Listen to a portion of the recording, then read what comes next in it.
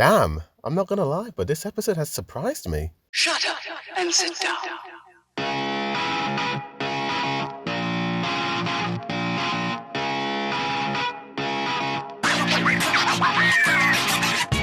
Yo, what's good? It's a boy Dude Reviews and heavy spoilers for episode 83, titled Pride. You have been warned. Adapting all of chapter 126, this chapter was probably one of my least favorites initially reading it in the manga, but now that it's been adapted by MAPPA Studio, what do I think of it? Well, let's talk about the good. The pacing I found in the manga to be quite rushed and quite fast-paced, but for some odd reason this episode seemed to flow a lot more smoothly and it didn't feel like it was rushing at the same time, despite it adapting pretty much most of the panels in the chapter. And the voice actors really nailed a lot of moments in this episode, particularly the scene with Gabby, Falco, Connie and Armin. This was probably my least favorite scene in the manga just because of how rushed this all sort of felt in a way. But even though this pretty much was the same pacing from the manga, I think just the voice acting and just the OST just sort of elevates this whole moment a lot more. It just makes it so much more dramatic and it just feels a lot more serious and real, and you really do feel for the characters.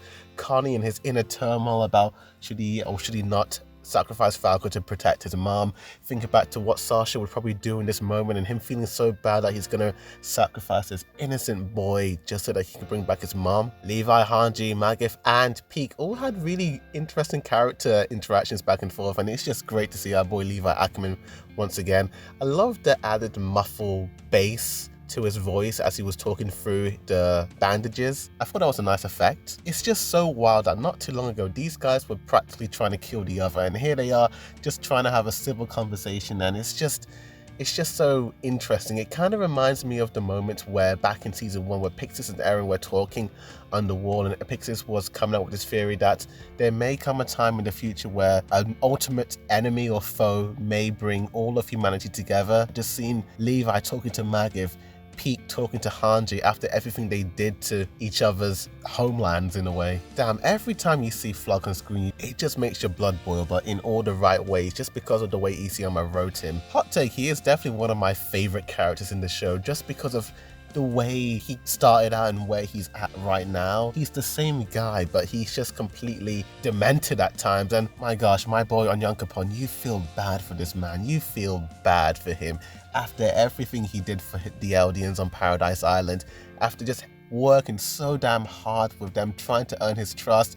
Now his homeland and all his people are just gonna get massacred by Eren. It's just so damn heartbreaking and just kind of ironic at the same time. And just the lack of sympathy from the Jaegerists and Flock, you're just like, damn, you can just see how far gone these guys are. They just don't care.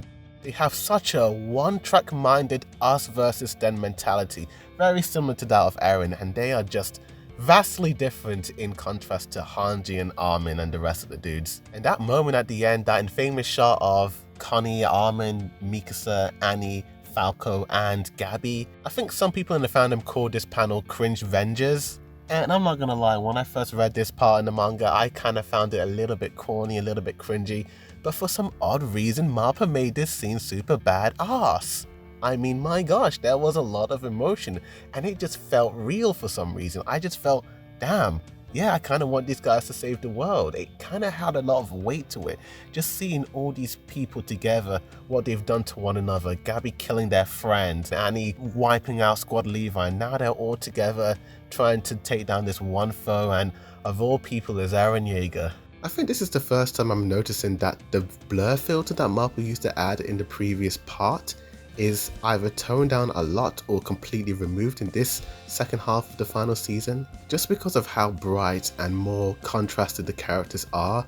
Like the scene with Connie and Falco walking towards her mother, the whole scene just looked so bright and vibrant and it just really popped. The animation sequences also look pretty nice, with Gabby shouting towards Falco and Connie and just Armor swooping down with his ODM gear. A lot of really great animation sequences, and of course the Annie eating the pie was super funny, and Connie's laughter. Connie had a lot of mad, wild facial expressions in this episode. But with all that said, let's talk about the mixed aspect of this episode. And there was this scene with Louise and Mikasa, and Louise is just fangirling hard over Mikasa and just praising her and wanted to be just like her. And I don't know, man, but Mikasa just giving her the cold shoulder just sort of rubbed me the wrong way. I mean, at least make her feel better. I mean, the poor lass has got some thunder spear shards inside of her. That's pretty gnarly, man. And the negative is definitely, I would have loved a little bit more of dialogue, or his facial expressions when he found out about what happened to Colt would have been a little bit more impactful. I don't remember if they do this in the manga or not in the future chapters, but overall pretty stellar episode, pretty stellar adaptation, far better than what I imagined it to be, making it one of my fave episodes of the season so far.